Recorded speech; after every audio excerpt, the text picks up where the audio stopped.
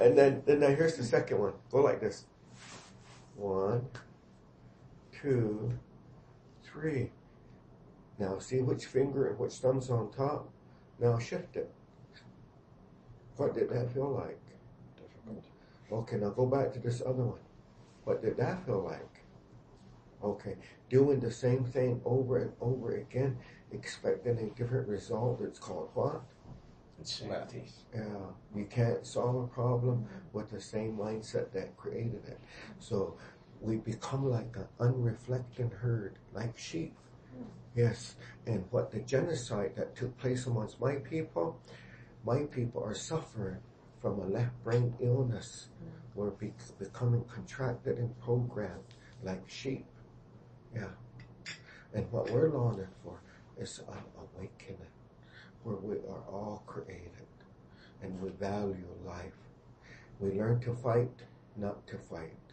We turn rejection into redirection. It's merely a shift in perception, but arrogance, ego, Stockholm syndrome will fight you.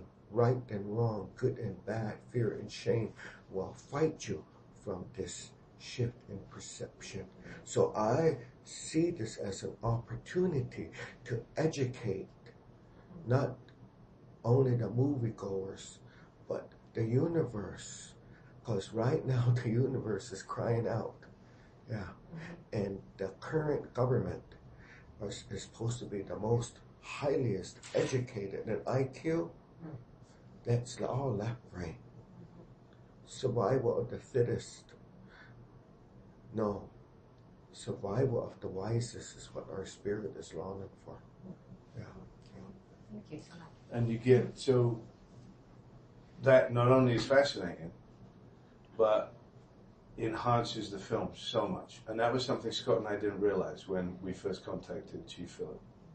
Is we thought we would just be able to learn the language. But it enhanced so much about the whole philosophy of the film, and Blocker being such a ne plus ultra linear thinker. But he understands this way of thinking. He knows there is a different way, but he won't budge, you know? And then also recognizing in ourselves, I don't know if you felt it at all, but when the Chief first starts doing these exercises, you feel a bit silly, right? You feel uncomfortable. Yep. And even talking is beautiful poetry.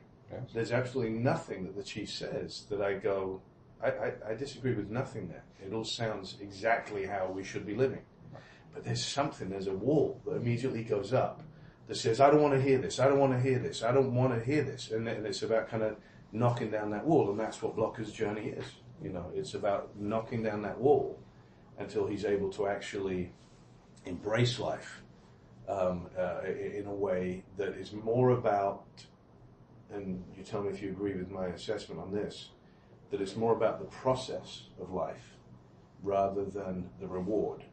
Whereas Blocker has always been about the reward. It's you have a goal and you achieve the goal, that is a success, you know? Rather than the moment-to-moment existence and the process of the way you live your life being a success. And that helped me so much with learning how to play this character, and I hope that comes through very much with the film. But like the Chief says, you know, I hope it goes way beyond the film. Can you share a little bit, Lynette? Please. Yeah. Well, I think what I see from it is we're disconnected from spirit. Like we all have an internal knowing and guidance, and that's our spirit talking to us. So in the film, you know, when you're up in your mind, like Philip talks about the linear, you know, that's where Blocker was. Intellectual, he knows, you know, this is what he has to do. He follows orders. He's a good soldier. But deep inside, there's this knowing or this spirit. And it's like we're all longing for that connection. And so I think the film, you see the journey from here, you know, back to your heart, and even further than that, that's spirit that's talking to us. And for us in our language, there's no separation between that. It's a way of life. So like Philip said, our language is a lover of life.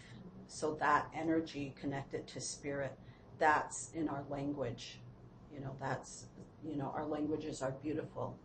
And so that's what he's learning. That's a journey I think that he's taken throughout the whole movie. The left brain linear thought process, things are hidden in plain sight, and the language is convoluted. Our language is real simple, and we see things that are not even there. It's called intuition. It's called spirit. And the left brain, it's programmed. It's like a man walking on the trail of life, and he stumbles over a log of truth. But because he's linear and left brain and goal oriented, he'll pick himself up, brush himself off as if nothing happened. More of the same.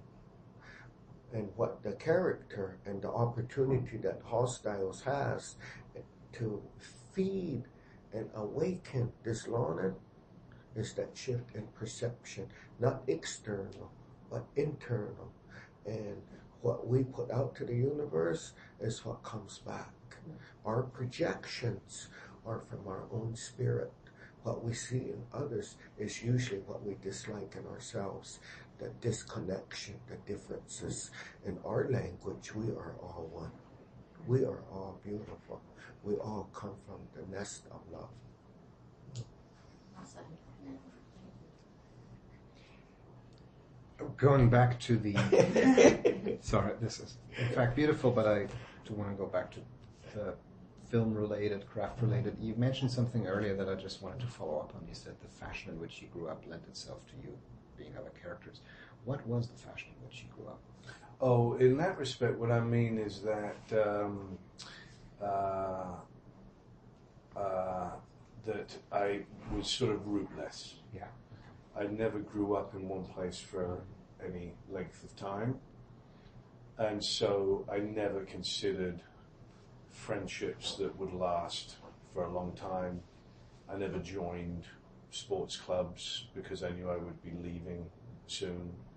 I always felt like I was a temporary visitor in places, and so that lends itself to self-creation and reinvention, because you're anonymous so many times in arriving in different towns and places, and so I think that's what I mean in terms of that lends itself to actually enjoying and maybe needing a little bit to grasp onto other characters and to explore them more.